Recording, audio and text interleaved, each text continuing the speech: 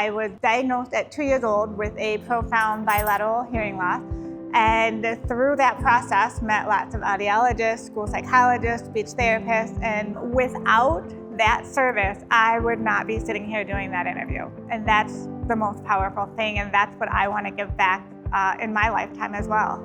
And I knew in working with those amazing people at a young age that that's some type of profession that I wanted to join. And so deciding between OT and PT, I found out there was a lot less math involved in going into occupational therapy. And so that's kind of what drove me into becoming an occupational therapist. And then when I found out about being able to work in the schools and helping kids just the same way those speech therapists helped me, I knew that's where I needed to go.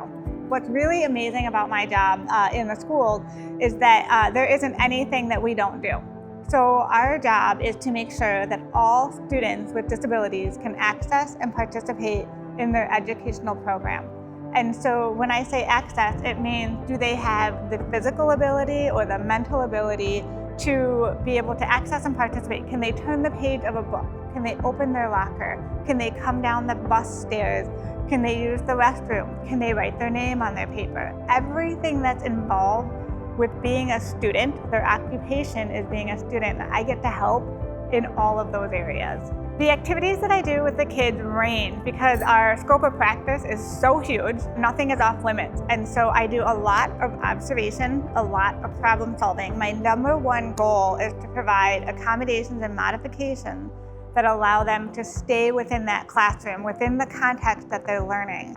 If I can't do that, that's when I pull them out and I have to do a little bit more specially designed instruction, some more intervention to get them the skills they need to generalize that back to the classroom.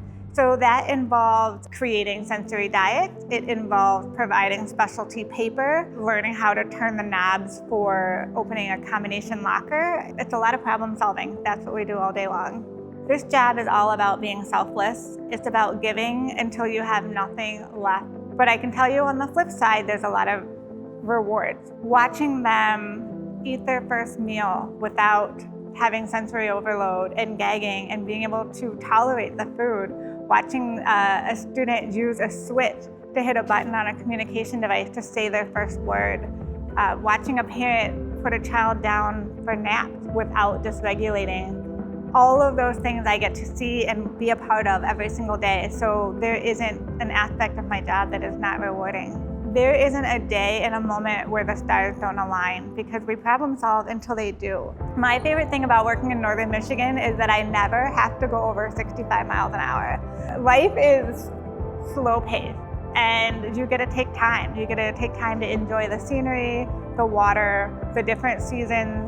The community is a place where I want to raise my family, and you get a lot of serenity by living in Northern Michigan.